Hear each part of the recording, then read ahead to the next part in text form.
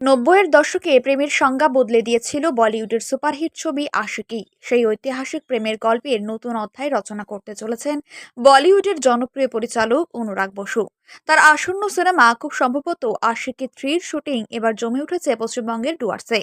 পাহাড় জঙ্গলে ঘেরা এই প্রাকৃতিক স্বর্গে ইতিমধ্যেই শুরু হয়েছে ক্যামেরার লেন্সে প্রেমের নতুন ধরা দেওয়ার কাজ। বাগরাকোট গ্রাম পঞ্চায়েতের লিস নদীর তীরে চলছে শুটিং। আসছেন কার্তিক আরিয়ান। জানা গেছে এদিন লিস নদীর চরে চলছে শুটিং দেখতে উৎসাহিত জনতাদের ভিড়। রয়েছে মালবাজার থানার পুলিশ। চলসার টিয়াবন, সামসিং চা বাগান, চিলৌনি চা বাগান ও আইভিল চা বাগানে চলবে শুটিং এর পর্ব। এছাড়াও নাথুলাতেও চলবে শুটিং। বলিউডের অন্যতম প্রতিশ্রুতিশীল তারকা কার্তিক আরিয়ানের এই সিনেমার নায়ক হিসেবে অভিনয় করছেন। সিনেমার সঙ্গীত ও প্রেমের আবহ ঠিক আগের ছবিগুলোর মতোই রোমান্টিক হতে চলেছে কি সেটাই দেখার।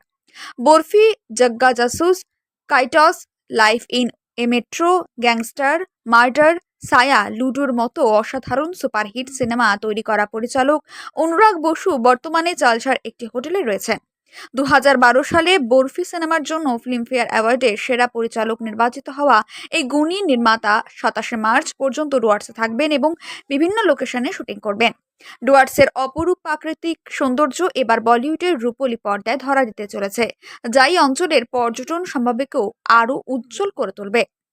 কার্তিক আরিয়ানের অভিনয়, অনুরাগ বসুর নির্মাণ শৈলী আর ডুয়ার্সের মনোরম প্রাকৃতিক সৌন্দর্য, এই ত্রয়ী কি বলিউডে আবারও এক নতুন ইতিহাস লিখবে? এখন সেটাই দেখার অপেক্ষা।